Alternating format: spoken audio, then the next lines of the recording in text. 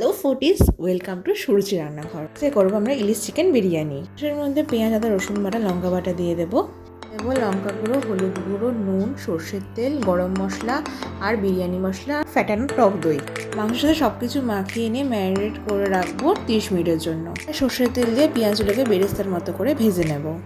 ভাজবো হাই ফ্লেমে। এবার আলুগুলোকে নুন দিয়ে ভেজে নেব। এগুলো হাই ফ্লেমে ভাজা হবে।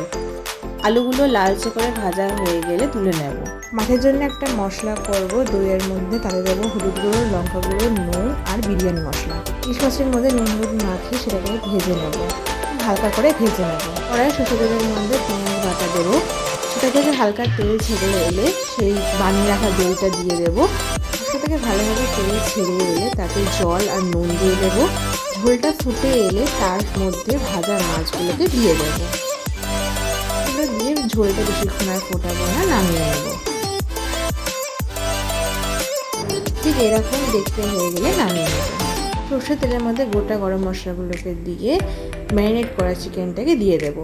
ঢাকা দিয়ে দেবো 7 থেকে 8 মিনিটের জন্য। এবার এর সাথে ভাজা আলুগুলোকে দিয়ে দেবো।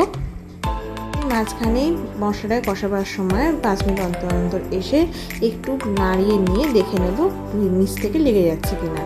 এর জন্য তেজপাতা স্টার দিয়ে দেবো আর কিছু গোটা গরম মশলা দিয়ে দেবো। জল একটু ফুটে এলে নুন আর সাদা তেল দিয়ে দেবো। কিছুক্ষণ পরে ভাতের চাল মিশিয়ে দিয়ে তাতে লেবুর রস দিয়ে দেবো।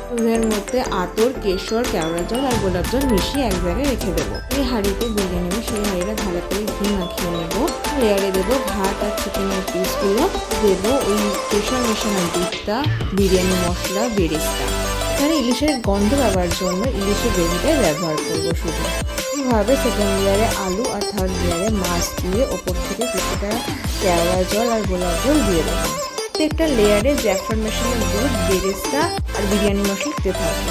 এই মুখটাকে ভালো করে আটা দিয়ে বন্ধ করে দেবো। গ্যাসের একটা তাওয়া বসিয়ে তার উপরে বিরিয়ানি হাঁড়িটাকে বসিয়ে 30 মিনিটে লো ফ্লেমে রেখে দেবো। এরপরে 15 মিনিট গ্যাস বন্ধ করে একইভাবে রেখে দেবো। তারপরে বিরিয়ানি হাঁড়িটা খুললে টানটানা তোমাদের রেডি হয়ে যাবে ইলিশ চিকেন বিরিয়ানি।